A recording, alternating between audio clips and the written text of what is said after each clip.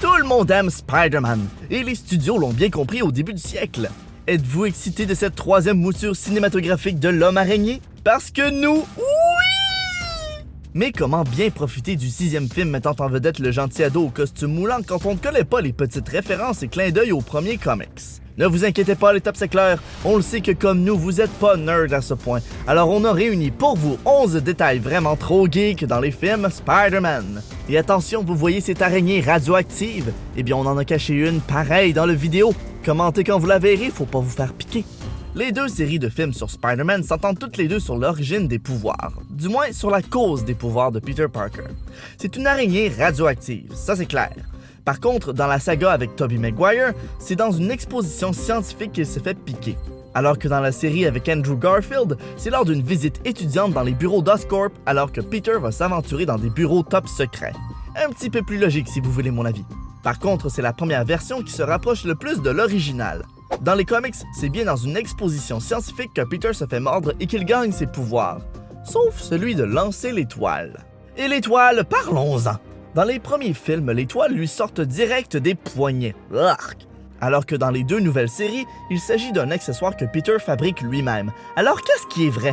Eh bien, dans la plupart des comics de Spider-Man, les toiles proviennent d'un appareil mécanique. Il n'y a que dans les années 2000 qu'une histoire de Spider-Man a raconté comment Peter a fini par développer des toiles d'araignée naturelles, mais c'était quand même après avoir lui-même développé son propre gadget. D'ailleurs, les toiles de Spider-Man, il doit y en avoir partout en ville, non? Il veut aider ses concitoyens, mais il salit la ville au fur et à mesure qu'il se promène. Eh bien, rassurez-vous, ça a été clarifié dès les premiers exemplaires de la bande dessinée. Les toiles artificielles de Spider-Man ne durent qu'1 heure, après laquelle elles se dégradent et disparaissent. Avant les populaires films, saviez-vous qu'on avait essayé de faire une série télé dans les années 70? Et ouais, c'était pas super génial, les années 70 étant pas reconnus pour leurs super effets spéciaux. Surtout quand on doit raconter l'histoire d'un super-héros acrobate. Oh mais regardez à quel point c'est excitant voir Spider-Man grimper sur le mur. J'ai des frissons. Bref, même si la série avait relativement de bonnes cotes d'écoute, les studios ont tout arrêté après seulement 13 épisodes. Pas d'inquiétude les tops éclairs, vous pouvez aller tout écouter en ligne. En tout cas, si vous avez envie. Mais ça nous surprendrait. Fac là, c'est qui la vraie copine de Peter Parker? C'est Mary Jane ou Gwen? Ou les deux? Et dans quel ordre? C'est jamais la même chose d'un film à l'autre. On est toutes mélangées. Alors clarifions ça. Dans les comics, c'est avec Gwen Stacy qu'il vit sa première relation amoureuse. Puis après que, attention, on dévoile un punch! Après que Gwen meurt, c'est à ce moment qu'une relation avec Mary Jane va se profiler à l'horizon. Dans le nouveau film, ils ont décidé de ramener la première fille qui a fait renverser le cœur de Peter. Qui ça? Liz, ou bien Elizabeth Allen, qui est apparue pour la première fois en 1963.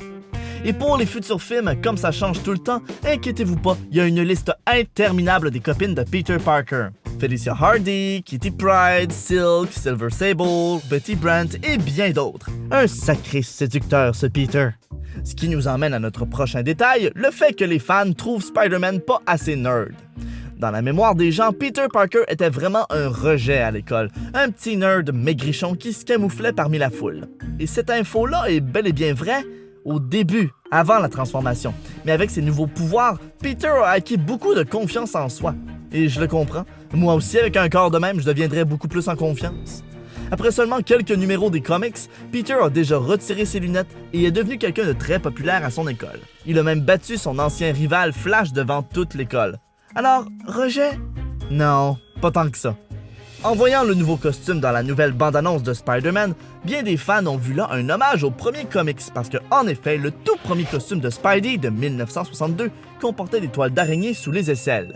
En plus, à l'origine, il était non pas rouge et bleu, mais bien rouge et noir. 4 ans plus tard, les toiles sous les bras ont été oubliées et le noir est devenu bleu.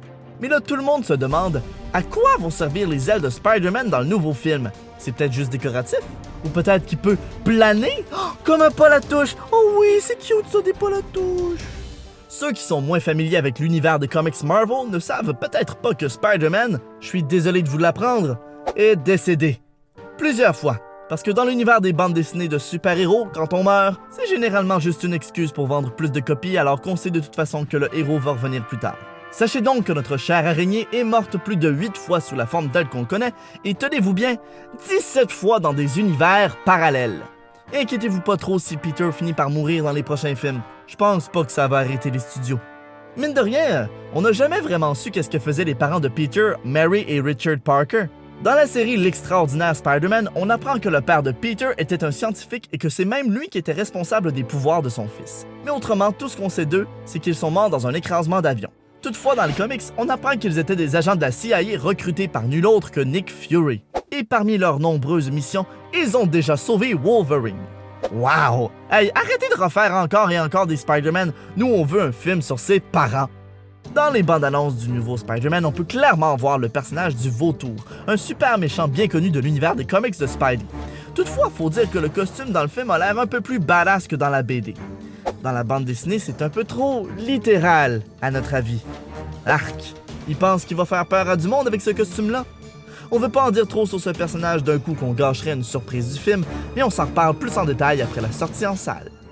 On a toujours été surpris de voir Peter Parker, un ado de 17 ans, réussir à se construire des costumes aussi évolués que ceux qu'il porte dans les films. On comprend que cet enfant-là, c'est un génie, mais quand même, il est pas milliardaire comme Bruce Wayne. C'est pourquoi dans les films de Marvel, ils ont expliqué ça en impliquant Tony Stark dans l'histoire. Mais saviez-vous que c'est pas le premier costume offert par Tony Stark à Peter Parker? Dans les comics, quand Spider-Man a joint l'équipe de Iron Man dans la guerre civile, il portait bel et bien un costume offert par Tony Stark, qui avait d'ailleurs les couleurs de Tony. Et comme c'est un costume de Stark Industries, il y a plein de gadgets dont des bras araignées qui apparaissent de nulle part. Un brin tiré par les cheveux, non? En même temps, on parle d'un gars qui colle au mur, donc... Ouais, ok, c'est correct.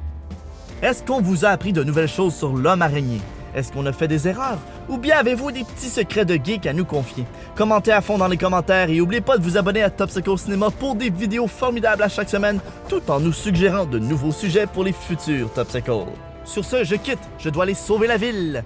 L'araignée, star de cinéma admirée. Les studios aiment l'argent, donc ils refont Spider-Man avec Tom Holland. Attention, car l'araignée est là, encore.